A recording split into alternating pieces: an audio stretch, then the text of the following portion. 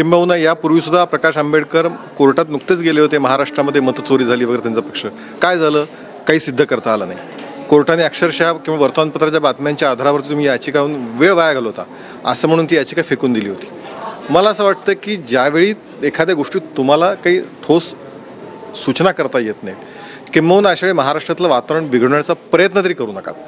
नमस्कार, तुमच्या सर्वांचं स्वागत करतोय आपल्या चॅनलवर. मित्रांनो, काल परवापासून जे आहे महाराष्ट्रामध्ये मराठा समाजाच्या आरक्षणावरनं वेगवेगळे मुद्दे किंवा वेगवेगळे प्रकरणं समोर येताना दिसत आहे.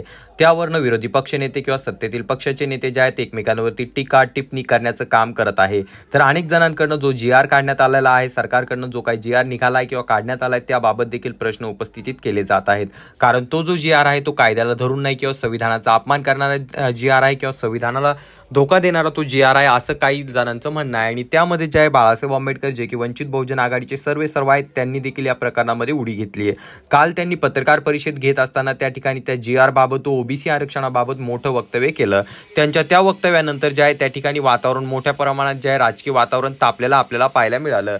या संपूर्ण प्रकरणामध्ये जे आहे जेव्हा बाळासाहेब आंबेडकर यांची पत्रकार परिषद झाली, त्यानंतर भाजपचे नेते असणारे केशव उपाध्याय यांना अनेक प्रश्न विचारण्यात आले.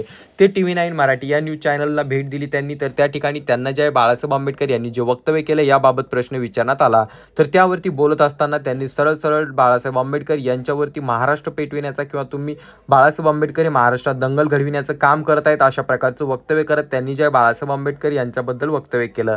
आणि त्यानंतर सोशल मीडियावरती याबाबत रोष व्यक्त होताना आपल्याला दिसत आहे. आंबेडकर यांनी जे आहे तो GR जो काढण्यात आलाय त्या GR बद्दल व त्यासोबत OBCच्या आरक्षणावरती कशा प्रकारे याचा परिणाम होणार आहे याबाबत वक्तव्य केलं होतं. आणि त्यावरून जे आहे भाजपचे नेते असणारे केशव उपाध्याय यांनी एवढं मोठं वक्तव्य केलं.